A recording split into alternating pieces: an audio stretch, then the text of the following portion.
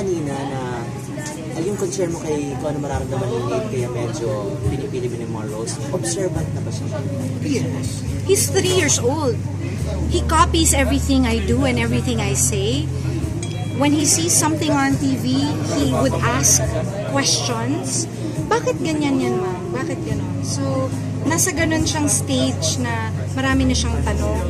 The whys, dami na siyang ganon. Oo, favorite na si Aldab. So, marami na siyang ganon. That's why I'm trying to wait. Kasi I'm sure there is a right project for me. I'm sure there is. So, I'm just gonna wait for that right project.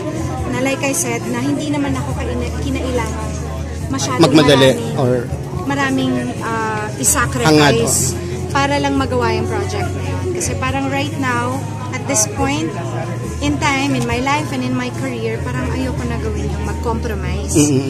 So parang I'll just wait for the right project. May mga bagong anecdotes na kay Nate sa Aldab anecdotes. Pag nakita mo siya, pag may bago siyang tao, kasi nagkita na sila, diba? Pag tinanong mo siya, anong sabi sa'yo ni Yaya Dab? Sabi ni Yaya Dab, with the face, agad yung face niya. Sabi ni Yaya Dab, social daw ako. Sabi ko, yun ang kwento niya kahit kanino. Sabi ko, hindi ko makatandaan. Siguro sinabihan siya na, social ka naman, gano'n. So, yun yung naaalala. Ang pinakita na sila. Yun yung kwento nga niya. Yun ang kinukwento. Crush niya.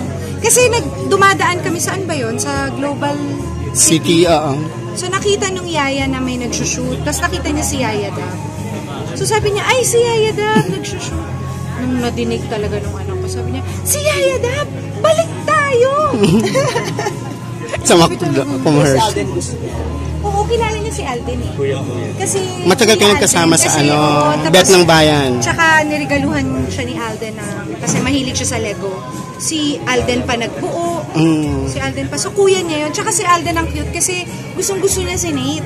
Every time I see him, he would always ask me about Nate. Na-miss ko na si Nate. Nasaan na si Nate? Lagi. Ang cute nga niya eh. So, I'm so happy for him. With all these things that are happening sa kanya, to Alden, I am so happy for him because he's such a genuine person. He's nice and he's a good actor.